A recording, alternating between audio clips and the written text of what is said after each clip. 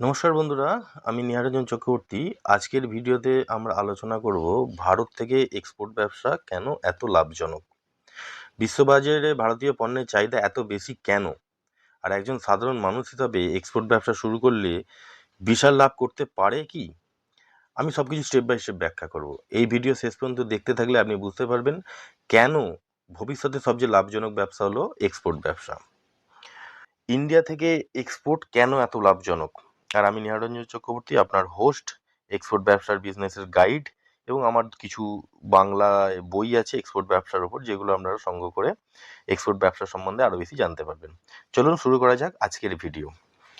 আচ্ছা, ইন্ডিয়া থেকে এক্সপোর্ট ব্যবসা কেন লাভজনক এইটা নিয়ে আমরা ব্যাখ্যা করতে নেমেছি। সেখানে দেখব মেন 6-7খানা পয়েন্ট আমরা দেখব, যে অনেক পয়েন্ট আছে, তার মধ্যে মেন কিছু পয়েন্ট আমরা দেখব, যে ইন্ডিয়া থেকে যে এক্সপোর্ট ব্যবসা সেটা দিনকে দিন কেন বৃদ্ধি পাচ্ছে, এবং নতুন নতুন প্রজন্মের ছেলেরা তারা এই এক্সপোর্ট ব্যবসাতে আসছে। তো ভারতের রপ্তানি বৃদ্ধি, ভারতের মার্কেট, ভারতের প্রোডাক্ট আজ গ্লোবাল মার্কেটে কিন্তু খুব সমৃদ্ধ হয়ে আছে। পৃথিবীতে 190টিরও বেশি দেশ আছে, তার মধ্যে ইন্ডিয়ার প্রোডাক্ট কিন্তু বেশিরভাগ দেশেতেই বেশ সগর্বের সাথে ব্যবসা করে চলেছে। তার বিভিন্ন অনেকগুলো কারণ, আমরা এখানে 6-7টা কারণ নিয়ে আমরা আলোচনা করব। ইন্ডিয়া থেকে যে প্রোডাক্টগুলো যায় সেইগুলো হচ্ছে আপনার বিশেষ করে ইন্ডিয়ান স্পাইসেস, মানে মশলা, ভারতীয় যে মশলা সেইগুলো ইন্ডিয়ান পৃথিবীর বিভিন্ন দেশে রপ্তানি হচ্ছে, এবং এই মশলার প্রচুর চাহিদা গ্লোবাল মার্কেটে। আচ্ছা, ভারতের হ্যান্ডিক্যাপ্ট আইটেম, যেইগুলো কিন্তু গোটা বিশ্বে কিন্তু খুব তার ডিম্যান্ড আছে, গোটা বিশ্বে এই ভারতীয় মশলার কিন্তু ডিম্যান্ড আছে, এবং হ্যান্ডিক্যাপ্ট যেটা বলছিলাম, যে হ্যান্ডিক্যাপ্ট আইটেমের সেইগুলো কিন্তু খুব ডিম্যান্ড আছে। আচ্ছা, ভারতের যে অর্গ্যানিক প্রোডাক্ট বা আয়ুর্বেদিক প্রোডাক্ট, ভেষজ প্রোডাক্ট, এইগুলো কিন্তু গোটা অল ওভার ওয়ার্ল্ডে ভারত একটা তার নিজস্ব জায়গা করে নিয়েছে অর্গ্যানিক প্রোডাক্ট, আপনার আয়ুর্বেদিক প্রোডাক্ট নিয়ে। এছাড়াও ভারতের যে বস্ত্রশিল্প, এবং সেই সঙ্গে বাংলাদেশটাও কিছুটা আছে, বাংলাদেশের প্রোডাক্ট অনেকটা জায়গা দখল করে রেখেছে। এই ভারত এবং বাংলাদেশের এই জায়গা থেকে কিন্তু বস্ত্রশিল্পের একটা বিরাট ব্যবসা, যেটা ওয়ার্ল্ড ওয়াইড হয়ে থাকে। বিভিন্ন ইঞ্জিনিয়ারিং শিল্প, ভারতের মেডিসিন প্রত্যেকটা দেশে যাচ্ছে। তো ভারতের যে রপ্তানি ব্যবসা সেটা কিন্তু দিনকে দিন আমরা বৃদ্ধি পাচ্ছে। ইউএস, জার্মানি, ইউকে, কানাডা বলুন, আপনার লাতিন আমেরিকার দেশগুলি বলুন, আফ্রিকান কান্ট্রির দেশগুলিতে বলুন, এই সব জায়গাতে কিন্তু ভারতের সমস্ত রকমের প্রোডাক্ট কিন্তু হাই ডিম্যান্ডের সঙ্গে ব্যবসা চলছে, এবং সেক্ষেত্রে ভারতীয় যে বৈদেশিক মুদ্রা সেইটা কিন্তু অনেকটা এই এক্সপোর্ট ব্যবসার জন্য আসছে। তাহলে প্রথম পয়েন্টে আমরা কি আলোচনা করলাম, যে গ্লোবাল মার্কেটে ইন্ডিয়ান প্রোডাক্টের ডিম্যান্ড আছে। কি কি ডিমান্ড আছে, কিছু কিছু প্রোডাক্ট, যেমন বললাম যে ভারতের ইন্ডিয়ান স্পাইসেসের মধ্যে কিন্তু অনেক কিছু করে, এটা তো ভার্সেটাইল সেক্টর। আপনার মশলা, জিরা, হলুদ, মরিচে, দারচিনি থেকে শুরু করে, এবং আপনাদের বলছি আদার যে পেস্ট, আদা আদা যেটা আমরা আদা খাই, সেই পেস্ট, টমেটোর পেস্ট, বা বিভিন্ন রকমের যে এগ্রিকালচারাল আইটেমের কিন্তু বিশাল পরিমাণ এক্সপোর্ট ইন্ডিয়া থেকে হয়। ইন্ডিয়া থেকে প্রায় আপনার 100টির ওপরে দেশে এগ্রিকালচারাল আইটেম কিন্তু এক্সপোর্ট হয়। তো এইখানে এগ্রিকালচার আইটেমের ওপর কিন্তু ইন্ডিয়ার মজবুতি, মানে পাকার কিন্তু খুব বেশি। আজকে যারা এগ্রিকালচার আইটেমের ওপর নতুন নতুন ছেলেরা আসছে, বা নতুন ভবিষ্যতে আরও ভালো ব্যবসা হবে, তো তাদের ক্ষেত্রে কিন্তু এগ্রিকালচারাল আইটেমের কিন্তু একটা বড় স্পেস রয়ে গেছে। আপনারাও এগ্রিকালচার আইটেম, কারণ ভারত কৃষি নির্ভর দেশ, এটা জানেন যে ভারত কৃষি নির্ভর দেশ। ভারতে প্রচুর কৃষিজ ফসল, স্পাইসেস, মশলা, এটা কিন্তু গোটা ওয়ার্ল্ড ব্যাপী রপ্তানি হচ্ছে, এবং মোটা টাকায় ইনকাম করছে। আচ্ছা, আরেকটা হচ্ছে হ্যান্ডিক্রাফট আইটেম, মানে হস্তশিল্প, হাতের তৈরি করা জিনিসপত্র কিন্তু ওয়ার্ল্ড ওয়াইড এটার ডিম্যান্ড আছে। আমেরিকার বিভিন্ন দেশগুলোতে, ইউরোপিয়ান কান্ট্রিতে, অস্ট্রেলিয়াতে ভারতের হ্যান্ডমেড আইটেম কিন্তু প্রচুর পরিমাণে বিক্রি হচ্ছে, 5 থেকে 10 গুণ দামে বিক্রি হচ্ছে। 150 টাকার প্রোডাক্ট, 150 টাকার প্রোডাক্ট সেখানে কিন্তু $12 বা 12 ইউরো বা $20 বা 20 ইউরোতে বিক্রি হচ্ছে। মানে বুঝে নিন, 800 টাকার জিনিস যদি $12 বা 12 ইউরোতে বিক্রি হয়, বুঝতে পারছেন কতটা লাভ আছে। আচ্ছা, অর্গ্যানিক এবং আয়ুর্বেদিক প্রোডাক্ট এইটার কিন্তু অনেক ডিমান্ড আসছে, কারণ এখন এত কেমিক্যাল প্রোডাক্ট তৈরি হচ্ছে, সেখানে ভারতের ভেষজ উৎপাদন অনেক বেশি, এবং সেই জিনিসগুলো দিয়ে বিভিন্ন রকম সাবান, তেল, শ্যাম্পু, ক্রিম, হ্যাঁ, এবং অনেক এমন আয়ুর্বেদিক যে আপনার ফসল হচ্ছে, আয়ুর্বেদিক শস্য হচ্ছে, যেইগুলো দিয়ে কিন্তু বিভিন্ন রকম ঔষধ, মেডিসিন, আপনার কসমেটিক্স সেইগুলো তৈরি হচ্ছে। সেই জন্য কিন্তু ভারত থেকে অর্গ্যানিক আয়ুর্বেদিক প্রোডাক্টের ডিমান্ড কিন্তু বেশি হচ্ছে। তাহলে আমরা আচ্ছা, দ্বিতীয় পয়েন্ট আমরা কি আলোচনা করব? আচ্ছা, এক্সপোর্টটা বেশি হচ্ছে, বিদেশি মুদ্রা আসছে, তার অন্যতম আরেকটা কারণ হচ্ছে গভর্নমেন্টের কিন্তু একটা এখানে রোল আছে। সেটা স্টেট গভর্নমেন্টই হোক বা সেন্ট্রাল গভর্নমেন্টই হোক, বিভিন্ন রকমের স্টেট গভর্নমেন্ট বা প্রদেশের যারা সরকার আছেন, তারা কিন্তু এক্সপোর্ট নিয়ে অনেকছেন। তারা বিভিন্ন রকমের প্রতিষ্ঠান খুলে রেখেছেন তাদের ট্রেনিং দেওয়ার জন্য। তারা কিন্তু এই ব্যবস্থা করছেন, এবং সেন্ট্রাল গভর্নমেন্ট থেকে বিভিন্ন রকম স্কিম দিচ্ছে, সাবসিডিসি দিচ্ছে, বিভিন্ন রোড টেপ জাতীয় বিভিন্ন রকমের সাবসিডিসি দিচ্ছে। ডিউটি ড্রব্যাক স্কিম তারা লঞ্চ করেছে। ডিউটি ড্রব্যাক স্কিম কিন্তু ইন্ডিয়ান সেন্ট্রাল গভর্নমেন্ট থেকে কিন্তু ডিউটি ড্রব্যাক স্কিম লঞ্চ করেছে, যাতে আপনি অনেকটাই ডিউটি ছাড় পেয়ে যাচ্ছেন। তারপরে এমএসএমই তো আছে। এমএসএমই ক্ষুদ্র মাঝারি শিল্পের জন্য এমএসএমইতে অনেক রকমের স্কিম আছে। রোড টেপ যেটা বলছিলাম, গভর্নমেন্ট সাবসিডিসি দিচ্ছে এমএসএমই, আপনার ক্ষুদ্র মাঝারি শিল্পের জন্য তারা লোন প্রোভাইড করে, বিভিন্ন রকমের আছে, সেগুলো বিশদে আমরা পরে আলোচনা করব। আচ্ছা, আর একটা কারণ হচ্ছে এক্সপোর্ট প্রমোশনাল কাউন্সিল। এটা কি জিনিস? এক্সপোর্ট প্রমোশনাল কাউন্সিল হচ্ছে, আপনি যে প্রোডাক্টটা নিয়ে ব্যবসা করছেন, ধরুন আপনি বাসমতি রাইস বা চাল নিয়ে ব্যবসা করছেন, অথবা আপনি পেঁয়াজ নিয়ে ব্যবসা করছেন, আলু নিয়ে ব্যবসা করছেন, কপি নিয়ে ব্যবসা করছেন, টমেটো নিয়ে ব্যবসা করছেন, বা আপনি চা নিয়ে ব্যবসা করছেন, বা আপনি কফি নিয়ে ব্যবসা করছেন, দেখা গেল বিভিন্ন প্রোডাক্টের বিভিন্ন রকম প্রমোশনাল কাউন্সিল আছে। সেই প্রমোশন কাউন্সিলগুলোর বিভিন্ন রকম নাম, কারোর নাম অ্যাপিডা, আচ্ছা, বিভিন্ন রকমের নাম আছে।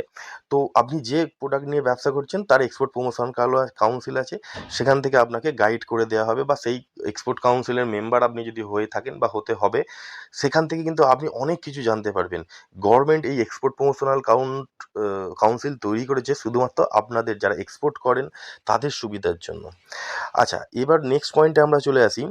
সরকার যেটা চায়, সরকার কিন্তু চায়, সে যে সরকারি ক্ষমতায় আসুক তারা চায় এক্সপোর্ট বৃদ্ধি করতে। এইটা আপনি গাঁট বেঁধে নিন। যে সরকারি আসুক না, কারণ তাদের প্রথম প্রায়োরিটি থাকবে এক্সপোর্ট ব্যবসাকে উন্নত করতে, যাতে ভারত থেকে বেশি এক্সপোর্ট হয়। কারণ ভারত থেকে বেশি এক্সপোর্ট হলে বিদেশি মুদ্রা আয় করা যায়। বিদেশি মুদ্রা আয় হলেই গভর্নমেন্ট কিন্তু স্টেবল হবে, এবং তাদের অর্থনৈতিক যে ভারসাম্যটা সেটা কিন্তু বজায় থাকবে, এবং আহ, কোনো একটা দেশের আমদানি বা রপ্তানিটা কিন্তু অনেক বেশি, রপ্তানি সেই তুলনায় অনেক কম।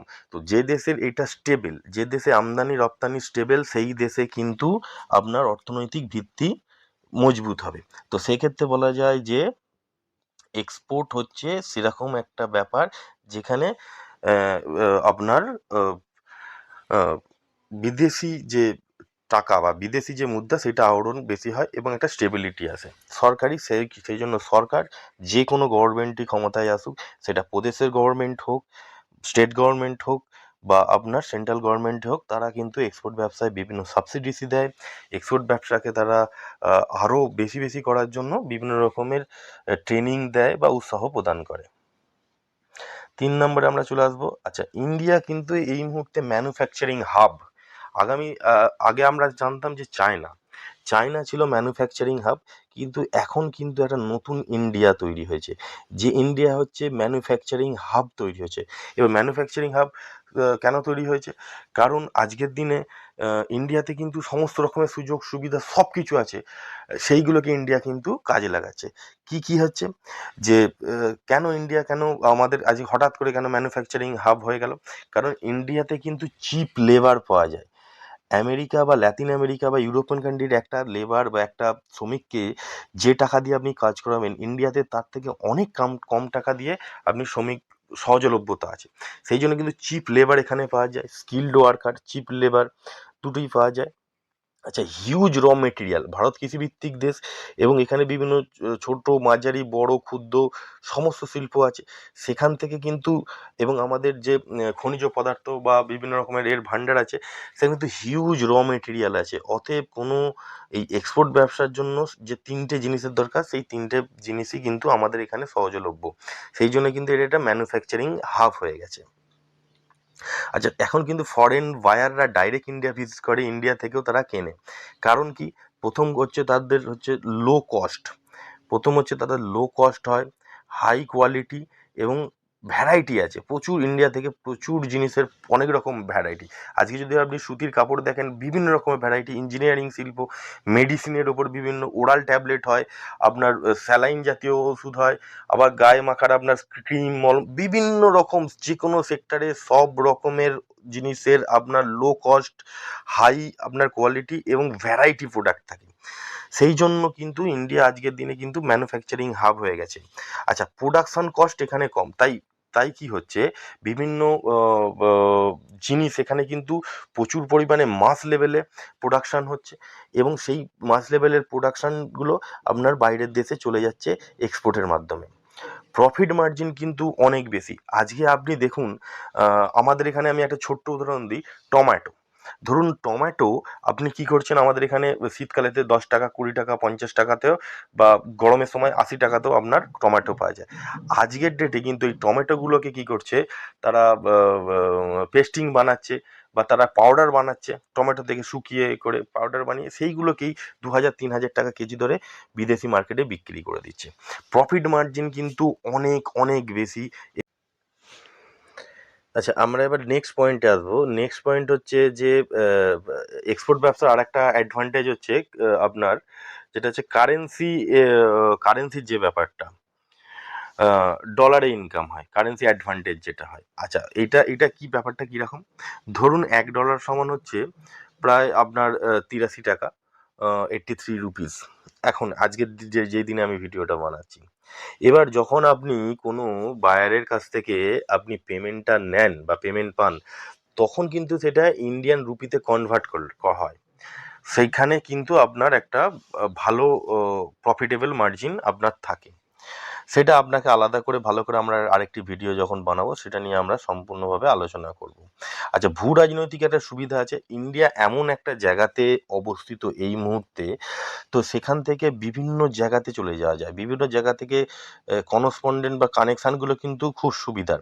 যেমন হচ্ছে ভারতের কেন্দ্রীয় যে অবস্থান যে ভারতের যে ভৌগোলিক যে অবস্থান আছে না, ভারতের যে ভৌগোলিক অবস্থান আছে, সেটা এমনইভাবে অবস্থিত যে সব জায়গা থেকে কিন্তু ট্রেডটা করা যেতে পারে। যেমন হচ্ছে ভারতের কেন্দ্রীয় অবস্থান কিন্তু এশিয়া, ইউরোপ, আফ্রিকার বাজারে। মানে আপনি ভারত থেকে এশিয়ার মার্কেটগুলো, ইউরোপের মার্কেট, আফ্রিকার মার্কেটে খুব সহজেই কিন্তু আপনি পণ্য পাঠাতে পারবেন। সেক্ষেত্রে কিন্তু ভারতের যে ভূ রাজনৈতিক অবস্থান, সেটা কিন্তু একটা খুব গুরুত্বপূর্ণ জায়গায় অবস্থান করে বলে এইগুলোর সুবিধা হয়। আচ্ছা, বাণিজ্যিক চুক্তিসমূহ ভারতের সঙ্গে বিভিন্ন দেশের কিন্তু একটা ট্রেড রিলেটেড কিন্তু চুক্তি বেশিরভাগ দেশের সঙ্গে আছে এবং অনেক দেশের সঙ্গে কিন্তু ফ্রি ট্রেড এগ্রিমেন্টও আছে। তো সেই জন্য কি হচ্ছে, বাণিজ্যিক চুক্তিগুলোর জন্যে ভারতের সঙ্গে বিভিন্ন দেশ, যেমন আফ্রিকান কান্ট্রি, লাতিন আমেরিকার দেশের সাথে আপনার অস্ট্রেলিয়ার সঙ্গে তো আরও ভালো এগ্রিমেন্ট আছে।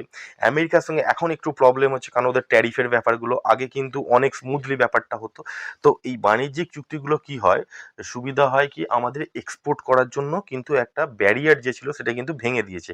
খুব মানে ফ্রিলি বা স্মুথলি কিন্তু এই বাণিজ্যিক চুক্তিগুলোর জন্য আমরা বিভিন্ন দেশের সঙ্গে কিন্তু ব্যবসাটা করতে পারছি। যে শিপিং সময় জিনিসটা কি, মানে আপনি কোনো একটা জিনিস পাঠাচ্ছেন, ধরুন আজকে আমেরিকাতে আপনি কোনো মাল পাঠাচ্ছেন বা ইউনাইটেড কিংডম, লন্ডনে যে মাল পাঠাচ্ছেন, এই যে শিপিং মানে যে আমরা যে জাহাজে বা কার্গোতে বা ফ্লাইটে যেভাবে আমরা শিপমেন্টগুলোকে পাঠাই, তার একটা কিন্তু কানেক্টিভিটি আছে বিভিন্ন মহাদেশ এবং তাদের যে দেশগুলোর সঙ্গে আমাদের কিন্তু সুন্দর কানেক্টিভিটি আছে। যেই জন্য কিন্তু শিপিংয়ের সমস্যাটা আমাদের আছে। প্রায় আপনার 80% সমস্যা কিন্তু শিপিংয়ের সমস্যা আজকে কিন্তু দূর হয়ে গেছে। তাই শিপিং সমস্যা আমাদের নেই। তো এই যে সুবিধাগুলোর জন্য কিন্তু আজকে এক্সপোর্ট ব্যবসা এতটা উন্নতির পথে চলে এসেছে। আমরা নেক্সট স্লাইডে দেখব।